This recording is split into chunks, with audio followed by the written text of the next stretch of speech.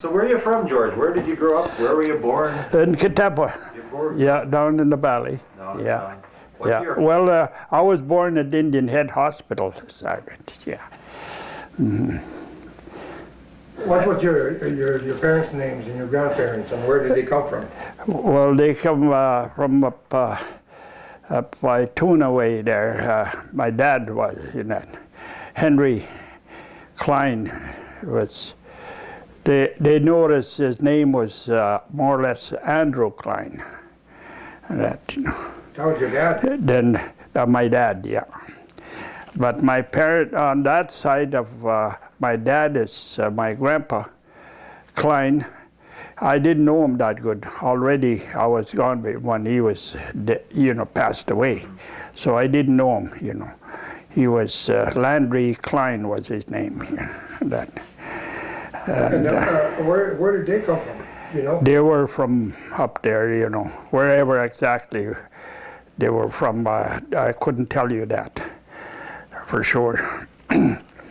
Then my mother's side was Amiot. And that, yeah.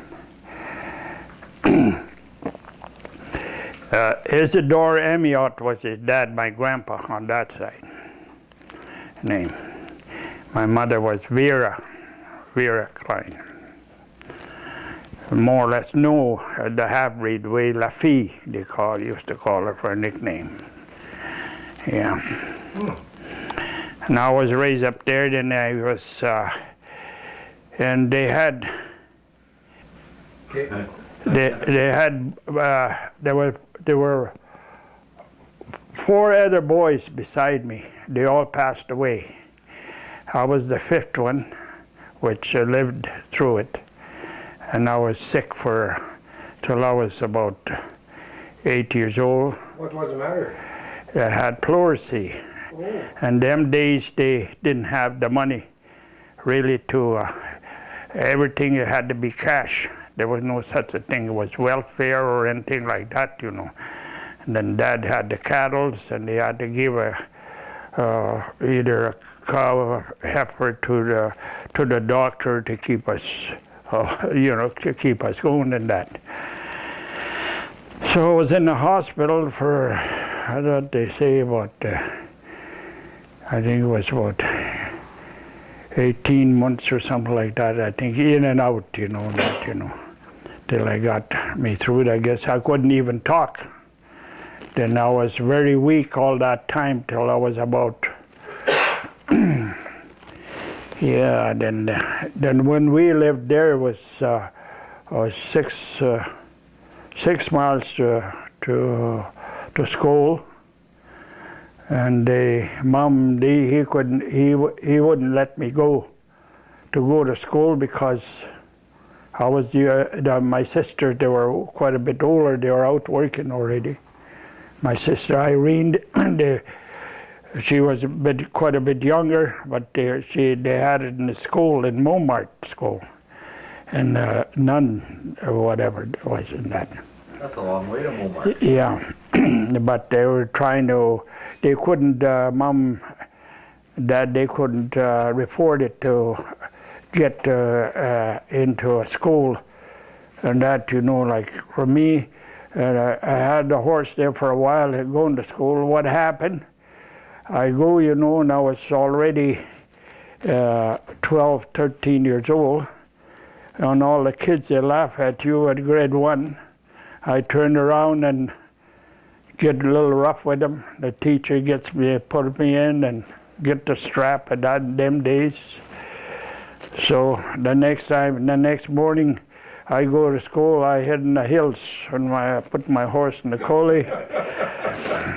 And I stay there till the kids are gone home. When I seen them going home, I jump on my horse, I go home. And that went on for quite a little while. And all of a sudden, the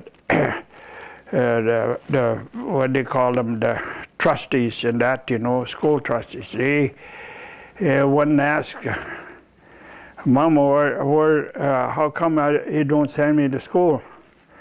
He says she's gone every morning for a long time. Why? Well, he says the teacher said he hasn't seen him for a week or so.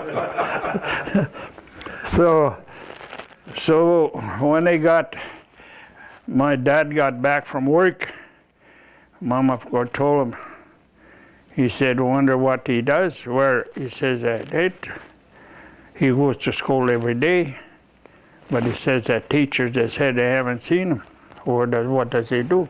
So my dad come out and lined me up. So I had to tell what I was doing. I was and he got the big whip. He hit me a couple of times and I took off. I ran over the hill. I wouldn't come back. I was going to run away. Mom stopped him and came back and they said, "What are you going to do? You can't read. You won't be able to get a job after a while like me. I read a bit, but it's not enough. You have to go to school." I don't want to go to school. I'm going to work right now. Where do you think you go to work? I'll find a job. So he leave me alone. So I come, and then he had this. He gave me a horse at that time already. I had a little stallion pony. So I went across the hill by the name of Jack Banks. He had a bunch of sheep there and that, And I asked him, I says, "You need any help here?" Well, he said, "Yeah. Aren't you going to school?" "No." I said, "They don't want me at school. I got kicked out." So he says, "Okay, you can herd the sheep then. Take them down the valley." He says, "We want them in the valley there." He said, "Lots," but he said, "Somebody has to watch them, coyotes and stuff and that, I says, "Okay." So I got the job. Big money. Yeah. How much an hour? How much a day? I got $12 a month. A month? Yeah, boy, that was good money, I tell you. I was just waiting here. When I got my pay, I bought myself a watch. I thought of it. It was $1 watch, They call them $1 the watch, It was nice. Then by the name of Clifford Leaper worked there on the fields and that, Then I used to go out there and after I get my sheep home, he worked on the field. I used to ride with him. And on Oliver he had there, Old Banks worked there, ride with him and that. All of a sudden he said, "George, you think you can drive this thing?" "I'll live on the side, I'll sit on the fender. You sit on the seat and drive it." "Oh, I'll drive it." I was doing all right, know how to stop it, put it in what gears, 1, 2, 3, whatever gear you want to power. I was doing all right. First thing you know, I was driving the tractor. But I had to look after my sheep and that. Yeah, we worked there for a while. He was a bachelor, Eva Reset worked there as a hired girl and that, So we all kind of know one another, Wasn't bad, And that, But after that, when I quit there, I got better jobs here and there. I was getting older. I worked for Bob Emerson. I was a Canlis district and that, And the school teacher was boarding there. And she was trying to make me, told him what happened and that, because what happened, they come and gave me some papers there or something happened or something for me to read it. And I was bashful. It was pretty hard, for me to turn around and say I can't read, Right. Sure. But they had to take it out of me because I can't tell lie, These, what happened was the school teacher there said, I can't read this, He says, "I'll read it to you. Then when I have time," he said, "you come." When I come in the other room, he said, "You come there and I'll try to learn you how to sound your words and stuff like that, I said that was fine. And so that's what we were doing. That, you know. So were you able to read them? Not very much, no. Not a heck of a lot, you know. And this and that, you know. Over these years, so you didn't work for any Skinner though, eh? Yeah, I worked for him for a while, yeah. Yeah, we worked, Billy and I and Wilfred Faint, Johnny. Right. We come at the evening, we're going to go to town. He says, "You going to ask for money?" Yeah, I said, "I'm going to ask." He says, I said, $10 would be a lot of money, you know. He said, "You want $10? He says, "Ask for 20, then he'll give you 10, he says. Every time it's lower, he said. We asked that, he said, that's how he was, you know. So they know him, and they say. So I go there and I ask him, "Can I have $20 tonight?" I said, went in this cupboard, paper tonight, and bring $10. Sure enough. You know, true, eh? yeah, and Billy says, "See, you got $10, eh?" Yeah, I said, "Well, I told you," he said, "he won't give you 20. He said, he'll give you half of what you asked for." Yeah. So Yes. how much did he pay you a month? Do you remember? He'd never tell you. He never told He'd never tell you how much he gave you or nothing, that guy. You ask him, he says, you'll get your pay. That's how he'll tell you. How much do I get an hour? "Oh, you'll get your pay." Whatever, that's it. And he just give you money when you asked him? Yep. He never paid you a lump or nothing? We haul wheat with horses to Indian Head. From Mindu right across the valley. You put our horses tandem, eh? And that, you know. And run beside the horses to get them into town. He had that big, he had his own elevator there. When I was full, he had the liver barn. We had in the loft, we had bins in there. You had to shovel into the bins. And by the name of old Sam Singh had the cafe there. That's where we had our meals. You go there and tell them, "Ernie pay." You know, you just go there and you sign your name, Ernie pay for it. And all that time, even when we quit working and that, you know, I go there, well, Billy and them, they were still at the farm, you know. You used to go with them, "Come on, George, let's go and eat in the cafe. Put our name down for Ernie Skinner. He'll pay it." Okay, I go with them, and they have a big dinner. That's fine, he'll go. He's never heard that. He paid, I guess he paid, whatever.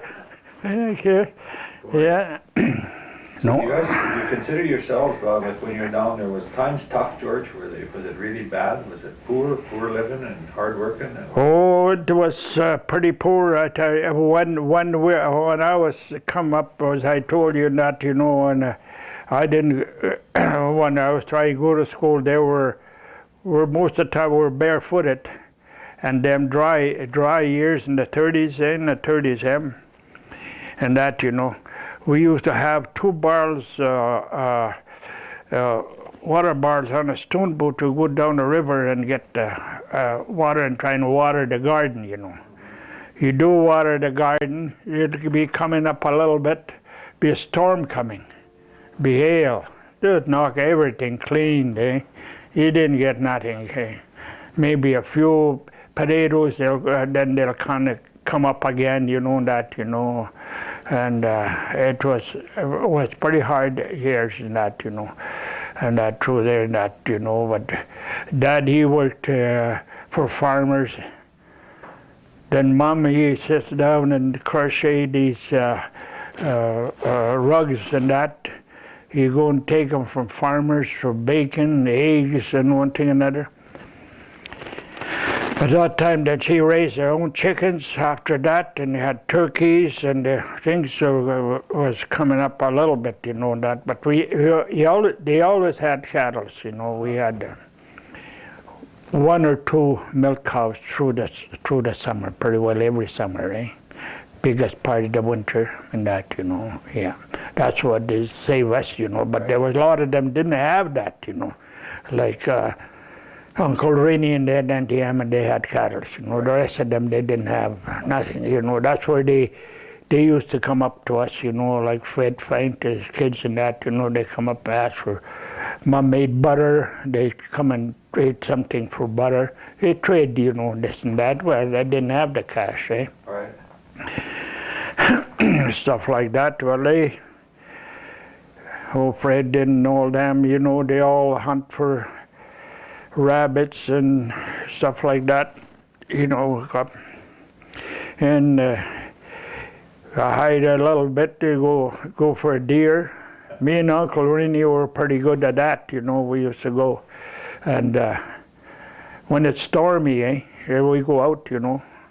There was no, you weren't supposed to shoot deers, but nobody bothered you that much because the game warden never came.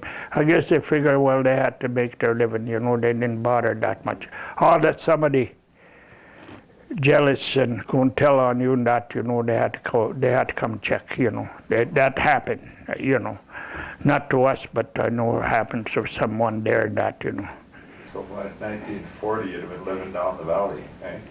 Yeah. Oh, yeah. And the ones from Lestock, all that shit. Yeah. Oh, yeah. 1940, I was working at by the name of John White there that time. But when I started, yeah, that's right too. I worked for John White. Uncle Rennie worked for that. I always remember that when you said that, 1940. It was 40. The war was on that time. Everything was rationing, and that, you know, sugar, beer, everything. So Uncle Rennie was going to go to town. He says, you're not quite old enough to go to the bar. But 1 year we had there, he says, let me see you all had your paper registered, eh? Okay. And that. I take my paper, he says, put a 1 here. You were born in 41. You know, you take. I took that. I took it to the place there where I can get my book for beer. I got it. Why, gee, we got quite a few beers. Uncle Rennie, you happy, eh? You had a happy. Yeah, I think you got. Yeah, when you say that, you know, in 1940, 41, I should put that 41 in there. Uncle Rennie put it on.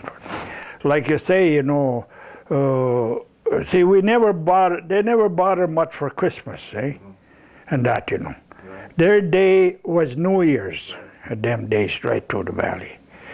How they did it, I don't know. There was families there. They hardly had anything to eat through that. New Year's Day come up, you walk in them houses, there was everything on the table. Cakes, say about 6 big cakes, so big cake in the middle, all decorated up and everything.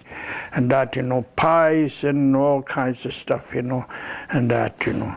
And we used to go from house to house New Year's Day, visit the older people and that, you know, and say Happy New Year's to them, you know. Then in the evening we gathered up to one place and have a dance, eh, and that, which anybody was got a little bit of money, maybe he's got a bottle of whiskey and there, you know, and that, you know, we got together. Me and Billy and that, you know, and John, we used to drink together all the time, you know. And your grandpa used to bring us. There was no such thing or liquor in Indian Head, you know. At that time, even way after they made a wine deal there, but they said, your grandpa, you go to Regina, we made our list, he's going to get it for us. Charlie. Oh yeah, he was good to us, you know. But you boys behave yourself. Oh, we gave a big warning, I tell you. And that, you know, Edward's supposed to look after us after that. He was the guard. But we used to get him drunk, then he passed out there. I think Edward did that for us all his life. Yeah, we get him drunk and Billy will laugh, you know. We'll get him drunk first, you know. Give a shot away. Oh, yes. Put that sleigh on the sleigh, not, you know. When you had a gathering, like the people dance a square dance and all different kinds of dances? Yeah, square dancers, different waltz and stuff like that, you know, and what they call the rabbit dance, whatever, and that, you know. Oh, yeah? Yeah. We call it, like in my language, they call, I can't even say it. La danse de crochet, that one too, yeah. La danse de lièvre? La danse de lièvre, I couldn't say it. Yeah. We had a great fiddler, he was good, but Fred Faint was his name, you know. He was a good fiddler, I tell you. Oh, yeah. He played a good fiddle. But you know, he was, you know, oh, I don't want to play it, tired and this and that, you know. Had to give him. You had to coax him? Had to coax him, you know. He wants to be coaxed. You give him a bottle of beer or something, you know, then as soon as his bottle of beer is empty, he wants to go away. Eh? He was a hard guy to keep him on the violin. Uncle Rennie, he played not too bad. He had a few tunes, but it's just about the same once all the time, eh? And that, you know. He was a pretty good, but him, he'll sit there, you know, and Lord, he give him a beer now and again, you know, he'll sit there and play.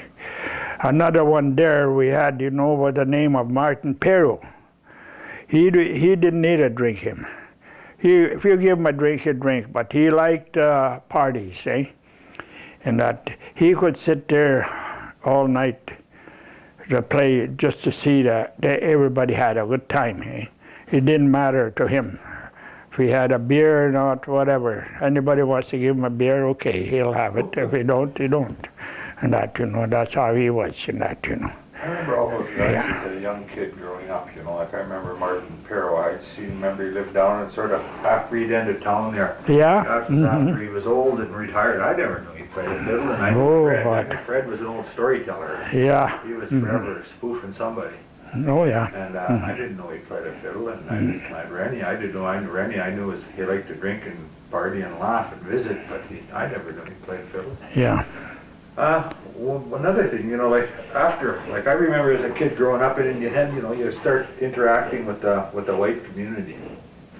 You know, they treated us like we were not very welcome. I remember that growing up. That sort of a feeling you grew up in that, like in Indian Head. I went through school sort of treated like it was accepted if I was a good boy, you know, sort of all. Oh, yeah. You know, if you're a bad boy, they didn't like you, but if you're a good boy, they said, well, it's sort of okay. Was it the same for you growing up too, George, or was it different? Well, let's see, like I say, when I went to school there in Kittepa, there was, mostly they were all half-breed anyway, you see. They didn't, the white boys or girls couldn't push us because there are too many, too many half-breeds. Yeah. Eh? If they did that, you know, you get after them, you beat them up anyway, you see. Yeah. But they were pretty tough, you know, like Johnson's and Glenn Johnson, and that they were white boys. They were bigger, and Glenn Evans and that, you know, they're Patterson. Alden Patterson, he was going to school the same as I did there, and that, you know, and that. But we're all grew up like that. We're all good friends, eh? And that, you know, they weren't. Instead of that, us, we one another, the half-breed one another, they were fighting more, and us fighting the white, and the white fighting us, you know, and that, you know. Bickering among each other more. Yeah, more. Like you take, there was Peter Assett, but not your uncle. The other Peter Assett, you know, in the valley used to live. There was Jimmy Rissett, Alec Rissett. I don't know. You remember that? They were supposed to be your cousins, and them. You see how you don't know your relations, eh? You don't get close to them, and that. and that the name was Big Joe Reset, I think was his name, but I am too, you know, there was, yeah.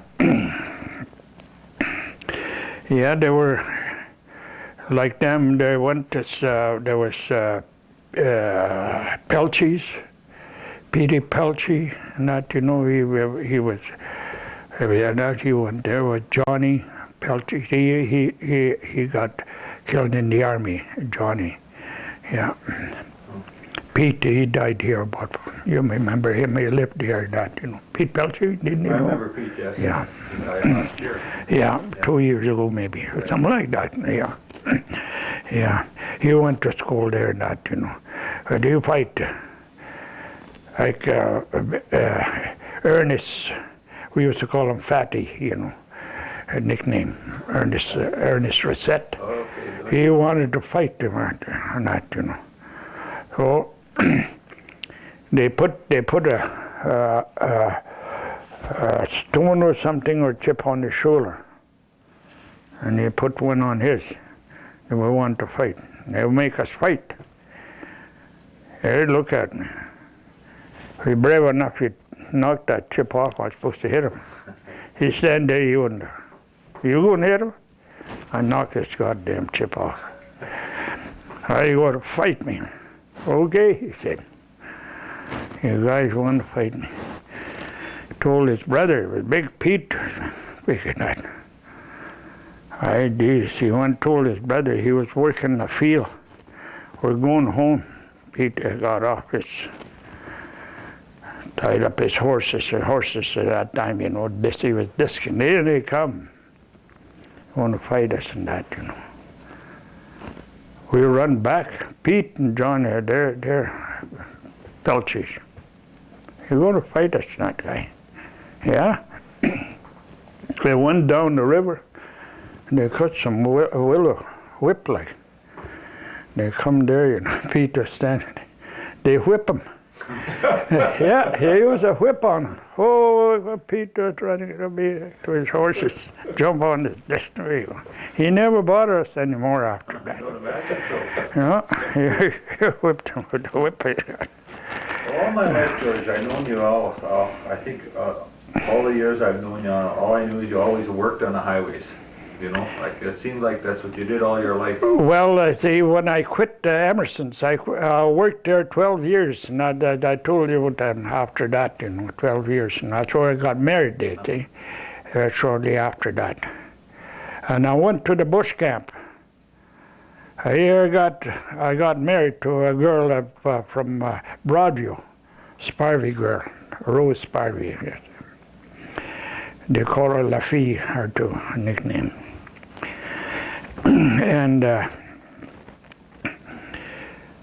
And she couldn't, Bobby wouldn't pay her very good, so she quit. When she quit, I quit too. That fall, I helped, took the crop off first and not everything, and I quit. And that winter I had to get a job. So on my brother-in-law, name was Sonny Boy, we used to call him, and that, you know, we went to Ontario for a job in a bush camp. Stayed there all winter. And that, you know, that was a hard winter too, I tell you. Oh boy. I figure, you know, I just chop wood down here. I'm going to make good job. As there's trees there, I couldn't get my arms around there, goddamn. Then you get this little saw, to saw that, you know, by hand. Oh my God, little hatchet they gave us, you know. Big log. Make 2 logs, 16-foot logs. Two of them you make. One tree there. Then you get some left over too. So I'm out in the street. All day told me that day. Oh, there's about 3 feet of snow. I don't know how to find that son of a gun in there. No, I'm in the snow. And I have to cut the limbs off yet. Cutting the limbs off. And, the boss come. Foreman there. Howie says you're doing that wrong. You should have had your tree cut the other way. Your slope where you're going to have your wood, it says that root is on that side. You cut one across, the rest of them, he said, you put on top. So you won't lose your, so they won't go in the snow, you know. But the way he got this one, he said, there's no way you're going to get your wood on top of this log anymore. He says, I'll see you tomorrow. He said, I think, he says, I got a couple of boys working, one in the barn and one does the work around the cook car and bunkhouses there, he said. They're not getting along very good, he said. They're fighting one thing or another. See you. See what will happen, they say. So anyway, he went, they come back the next day. He asked me, he says, you take the job on it. I fired them 2 boys, he said. I know you guys from up there, he says, you're a good worker, he said. No, you're working too hard here. You take on the boot jobs. You look after, he says, the bunkhouses, the cook, and the barn, he says. See the horses and clean out the barns. There's lots of time to do that. All you got to do is haul the wood in. But he said, you don't have to saw the wood. I'll get somebody else to saw the wood. All you got to do is carry it in, he said, in the bunkhouses. Okay. I went in. Getting $8 a day. That was good money, I tell you. I was in How many hours a day did you work? 49. You work about 9, 10 hours, yeah, a day. Help the cooks get the meat in, get the wood in for them, and that. Get the wood in for the bunkhouses. Watch the fires, get the fires going. At night, they would put there was no power. They had this, like these lanterns, so they pump gas, you know, gas. Put them up on the walls. That was hard, you know, your fingers, you know, they pump so many lamps and that, you know. And that, you know, I'll put them up, you know. 10 o'clock, bedtime. You walk in the bunkhouses, everybody reading. You yell, you 10 minutes to 10, you go through the bunkhouse. 10 minutes. Time bed, 10 minutes. Come back. 10 o'clock come. The light. Some guys they're reading, they're pretty tough boys. They don't. Oh, goddamn boots went flying on me. Poof. Who did that? You put that, you touch that goddamn light, I'll hit you with this other one. Is that right? And they go. Bang! Hit me right in the back of the head. I went out, I went straight to the foreman at the house. He told my city guy. Is that right?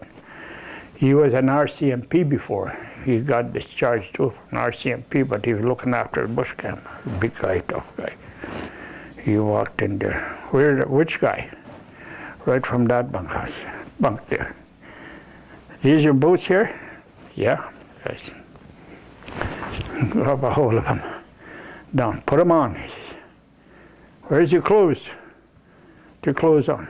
Get on the goddamn road and get out of here. Just like that, eh? Just like that, yeah. It's 12 miles to the main park, boy. Very cool.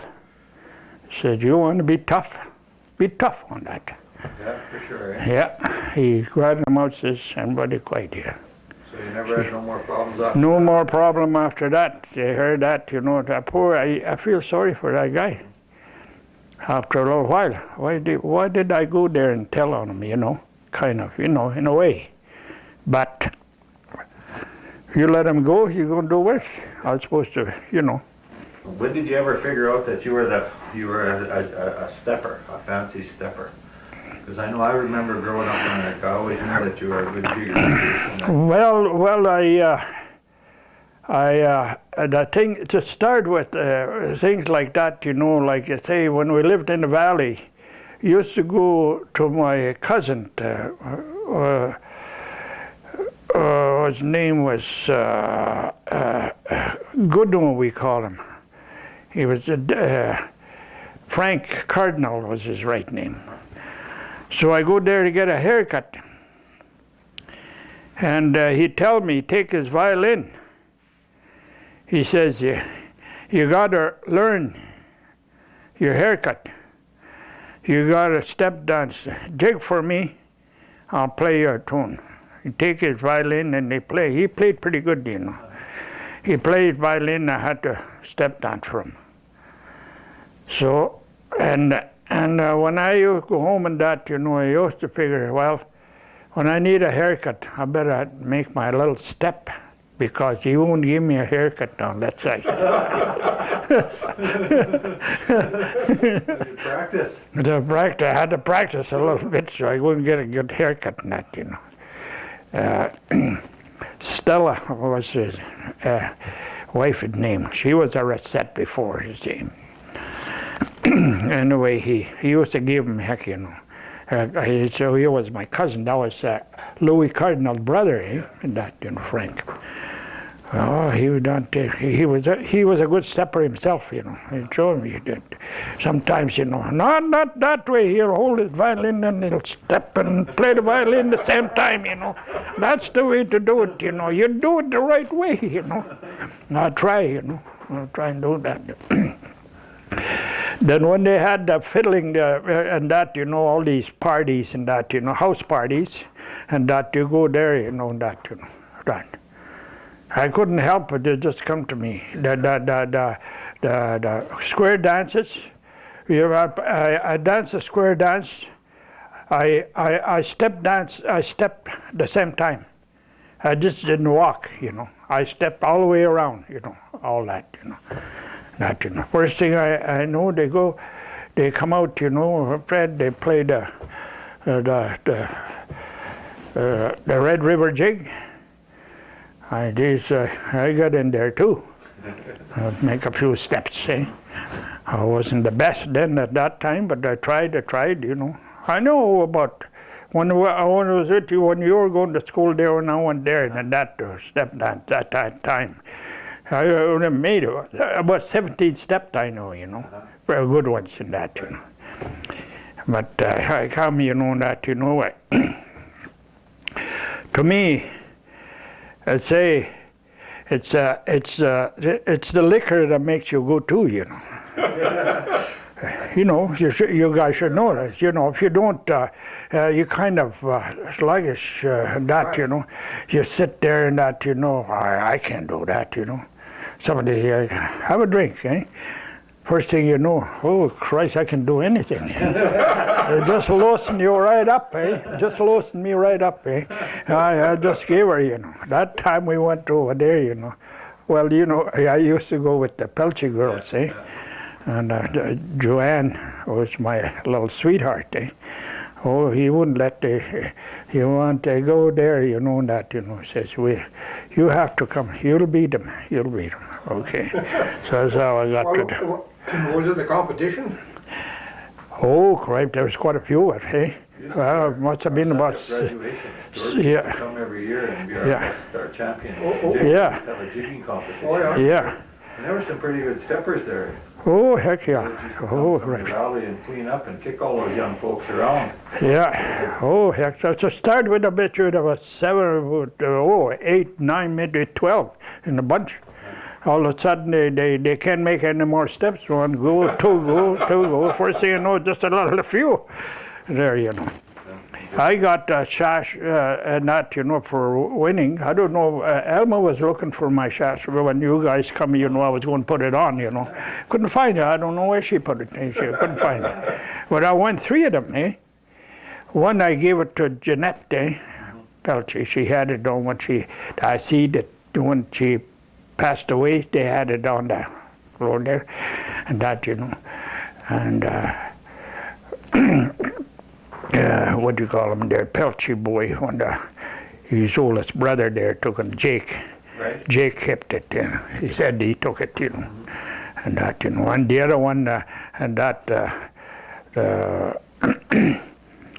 later one, I think Joanne got it in someplace. See, the light ones and that, you know, it's a girl one, then there's boys, you know, the boy one is kind of coarse, small coarse, the shash, yeah. Yeah, is there a certain style that you danced, or like did you see everybody dancing the same way, kind of? Like, for instance, holding your hands straight down? Well, to you watch them like that, you know, they go this way, that way, you know. To me, I just, more or less, I wanted to make my own steps, eh? Mm-hmm. The way I figured on I figured I was making my own steps, you know, but they were real steps, eh? And that when I watched the movies on TV with these step dancers, they got my steps, eh? It's the same way I was doing it, you know. There was only one step there I never could. It's a hard one, and my cousin Louis Cardinal used to do it just like backwards, you know. You go, you know. I never could make that step, you know. Other steps I can go at it, you know. That one step I can't do it. And that, you take this one, there's a lay boy here, Bunky. Yeah. He was good, you know. Twice he was in my competition when they were dancing. But they only knows 3 steps, that's all, you see. And they're good though. They're good steps he's got there. Yeah, but I beat him on to it. I can make his steps too, you know, far that goes. But after that, he can't change, eh? Right. If I change, you know, he gets back to his own steps again, you see. Yeah, he does the same over. The same over again, you see. Yeah. Yeah. Yeah, just explain one step at a time. You don't have to have music. Oh, yeah.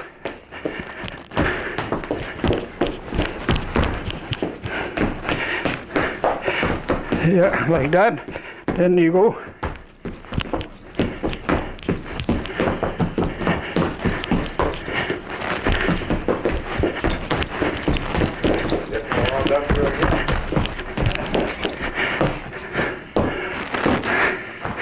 See, like that.